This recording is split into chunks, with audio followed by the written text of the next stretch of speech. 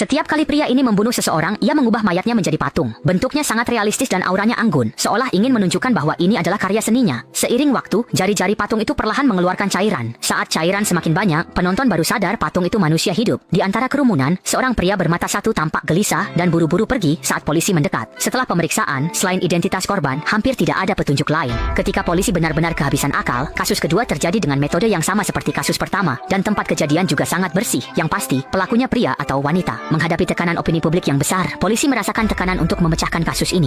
Saat meneliti foto di TKP, Kapten Park yang berpengalaman menemukan pria bermata satu di kerumunan dan segera mencurigainya sebagai tersangka. Sebelum pria itu ditemukan, terjadi pembunuhan lagi. Korban kali ini seorang wanita yang dijadikan patung dan digantung. Polisi yang datang hanya bisa menghela napas karena tidak menemukan petunjuk. Pria bermata satu itu muncul lagi, panik, lalu melarikan diri dan dikejar preman. Polisi juga ikut mengejar, tapi hanya berhasil menangkap salah satu preman. Sementara pria bermata satu terpojok di gang. Preman itu mengayunkan kapak, menebas lengan pria bermata satu. Ia memungut lengan yang terputus dan melihat ada tentakel tumbuh dari luka itu. Lalu menantang pria bermata satu untuk menyambungkan lengannya dan melihat apa yang terjadi.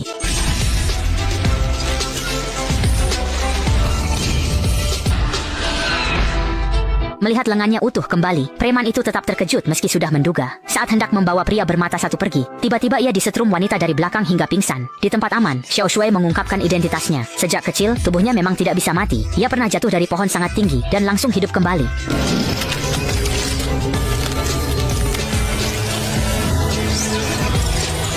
Hal itu membuat teman-teman kecil yang bermain bersamanya takut. Sejak itu, ia hidup dengan identitas tersembunyi. Beberapa waktu lalu, ia diculik penjual organ. Saat sadar, ia hanya melihat kakek tua yang sibuk, sementara ia tak bisa bergerak karena kini hanya tersisa dua bola mata. Tubuhnya sudah dikuras si kakek. Saat kakek menerima telepon, tubuh Xiao Shui menumbuhkan tentakel, lalu cepat membentuk tubuh aslinya dan luka-lukanya sembuh sangat cepat. Ketika kakek mendengar suara aneh dan berbalik memeriksa, yang ia lihat adalah manusia hidup di depannya. Tapi kedua mata Xiao Shui belum kembali ke tubuhnya. Xiao Shui pun bingung. Setelah beberapa saat, ia sadar matanya tidak di tubuhnya. Ia perlahan meraba dan mengambil bola matanya, dan saat bola mata itu mendekati tubuh aslinya, banyak tentakel muncul, lalu bola mata itu cepat kembali ke rongga matanya. Adegan ini membuat kakek ketakutan. Dia berteriak memanggil orang-orang di luar, dan dalam sekejap banyak orang berdatangan. para preman berkumpul. Dalam kepanikan, Xiao Shui terpaksa melarikan diri lebih dulu, meninggalkan satu bola matanya. Bola mata itu ditransplantasi ke pembunuh, jadi kadang ia bisa melihat dari sudut pandang pembunuh. Karena itu, ia pergi ke lokasi pembunuhan, berharap bertemu pelaku dan mengambil kembali matanya. Namun, tubuh Xiao Shui yang abadi diketahui pedagang organ. Untuk menangkap dan menjualnya, mereka memburu Xiao Shui kemana-mana. Sementara itu, Xiao Mei tanpa sengaja melihat pengumuman mereka, lalu menyusup ke organisasi perdagangan organ, dan akhirnya menemukan Xiao Shui.